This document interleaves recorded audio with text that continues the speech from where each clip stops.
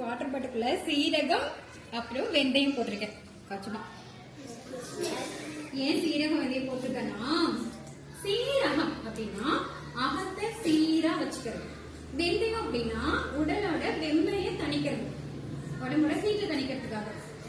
இல்லையா? இப்ப வயிற்று வலி, உடம்போட ஹீட்டு இதெல்லாம் இருந்துச்சுன்னா நம்ம ஜீரகம் வெந்தயம் போட்டு தண்ணி கொஞ்சம் குடிச்சிட்டே இருந்தோம் அப்படின்னா ஹீட் குறைஞ்சி.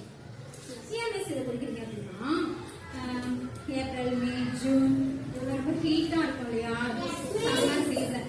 அப்ப ரொம்ப உடம்புலாம் ஹீட் ஆயிடும். இப்பதான் ஆடி மாசம் பிறந்திருக்கு, அதனால உடம்பு மழையெல்லாம் பெஞ்சு கொஞ்சம் மண்ணெல்லாம் கூழாகி செடி தலைகள்லாம் முளைச்சிட்டு பார்த்தீங்களா. ஆடி மாசம் பட்டம்லாம் விட்டோம்ல, குளிர்ந்த காற்று அடிக்கும், மழை பெய்யும். சரி, இப்போ ஒரு பழமொழி இருக்கும் தெரியுமா, ஆடி காத்துல அம்மியும் பறக்கும். ஆடி காத்துல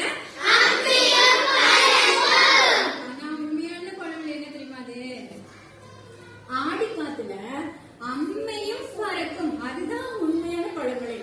அது வந்து ஆடி காத்துல அம்மியும் பறக்கும், ஆடி காத்துல அம்மியும் பறக்கும்னு சொல்லி மறுவிருச்சு.